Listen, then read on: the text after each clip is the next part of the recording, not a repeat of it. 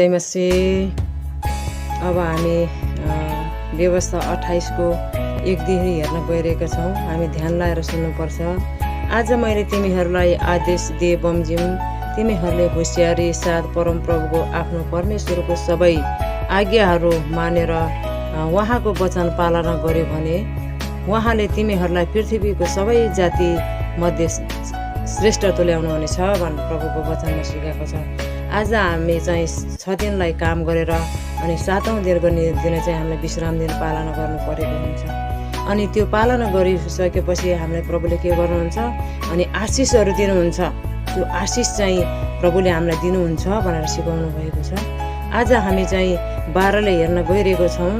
12मा यस्तो लेखेको छ, परमप्रभु आकाश आफ्नो प्रशस्त मात्राको भण्डार उगारेर तिमीहरूलाई भूमिमा ठिक ऋतुमा झरी पठाइदिनेछु र तिमीहरूले हातमा सबै मेहनतमा आशिष दिनुहुनेछ। तिमीहरूले धेरैजना ऋण दिनेछौ र कसैबाट ऋण लिने छैनौ भनेर वचनले सिकाएको छ।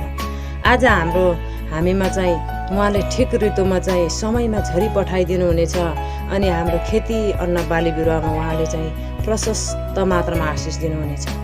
आज हाम्रो मेहनतमा चाहिँ हातमा परिश्रम गर्ने हातमा चाहिँ हामीले के गर्नेछौँ, प्रभुले भन्नुभएको छ तिमीहरूलाई लगानी गर्ने व्यक्ति बनाइदिनेछु।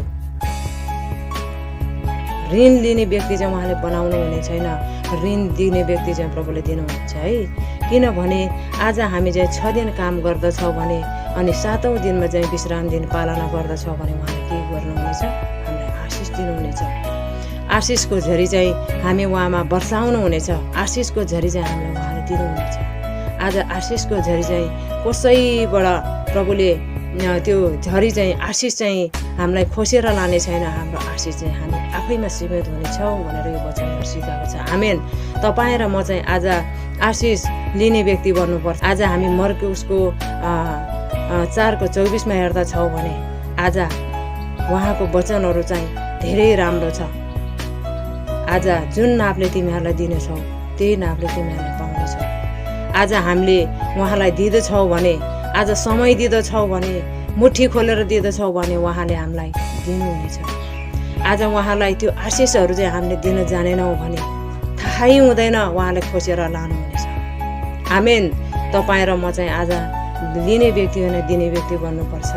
उहाँले त्यो भण्डारमा चाहिँ आशिषको झरी दिनुहुनेछ। त्यो आशिषको झरी चाहिँ कसैले पनि रोक्न सक्दैन र कसैले पनि छेक्न सक्दैन। त्यो आशिष चाहिँ हामीले दिन जाने, उहाँलाई मुठी खोल्न जाने भने आज हामीलाई उहाँले के गर्नुहुनेछ, हाम्रो जीवनमा आशिष दिनुहुनेछ।